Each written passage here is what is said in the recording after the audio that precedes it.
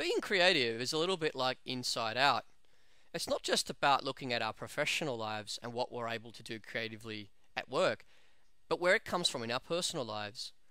By doing it at home, by doing it in our private life, we start to get very comfortable with creating things. You might remember before I talked about Dom.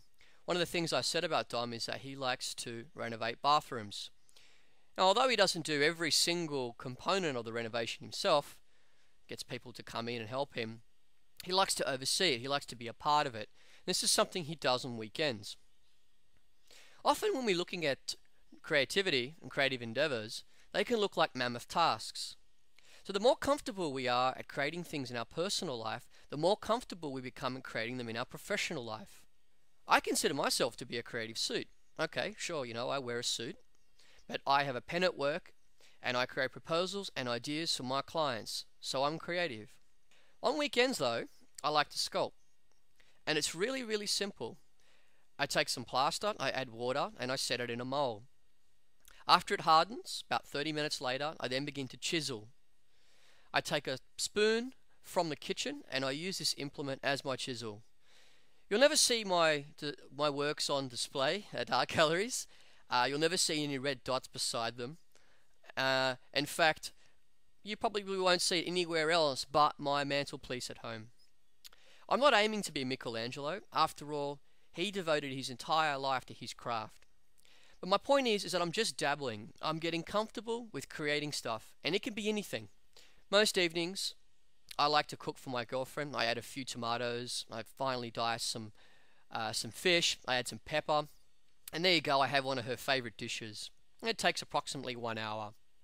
You'll never find this dish in a cookbook. You won't see any nice photos of it, and you will never see the recipe in there that I used. But you will find it on her Facebook. And maybe you might hear about it when I talk about it the next day. If you can see from this diagram what's happening, this is my morning ritual, and it takes approximately 3 minutes. I spend a moment contemplating if my tie is working with my cufflinks. Does the shirt work with the overall color of my suit? Are there stripes? If there are, how are they? Are they clashing? I take a few moments, and very quickly I'm being creative and exercising my creative powers and judgment. Building a sandcastle, we have Sentosa Beach. There's nothing to stop you from taking buckets of sand and just creating a castle. It can be really, really rewarding. You can get a great emotional kick out of creating a sandcastle at Sentosa Beach. I remember one holiday I went with my partner. We visited the snowy mountains for the first time. And while we were there, we were supposed to do what most people do when they go to the snowy mountains, and that is ski. After a few hours though, we realized we weren't very good at skiing. In fact, we really didn't like falling over and making a fool of ourselves. So for the next 3 days of our holiday, we decided instead to start heaping up snow and creating snowmen. It started with snowmen, and then we started creating other kinds of objects.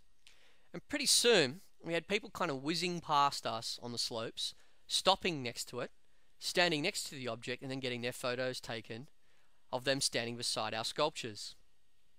Now, again, it's just a very simple thing.